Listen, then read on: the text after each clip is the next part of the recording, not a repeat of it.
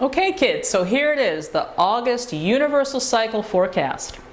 The month of August is a time of deep emotional longing and desire to connect with others so we may feel loved and appreciated. Any situation where we are rejected or neglected will cause an intense emotional pain and likely reaction. The scope of people's sensitivity will at times reach a childlike fervor in its lack of maturity and physical aggressiveness.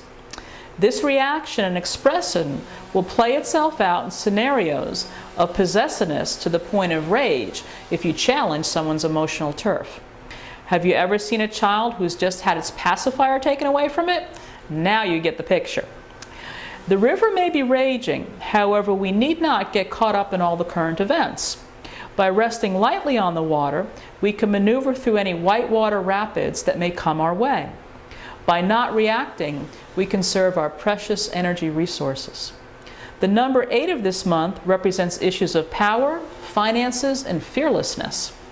There will be many plays for power on a global scale, including dealing with the results from the abuse of power.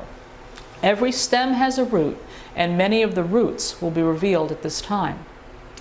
The dramatic and pressing questions of the Gulf oil spill will be more intensely explored, including the lagging response for compensation in some of the affected areas.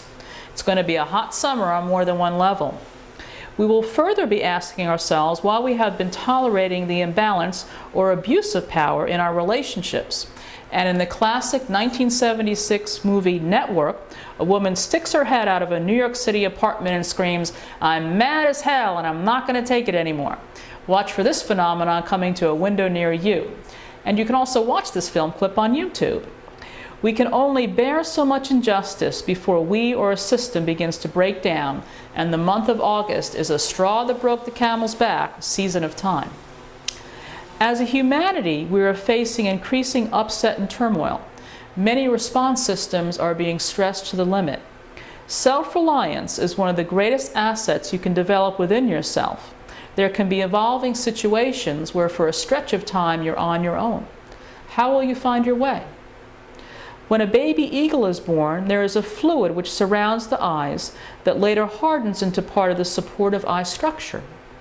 This membrane carries within it a geographical intelligence chip, which gives the adult eagle the ability to find its way back home when traveling from vast distances.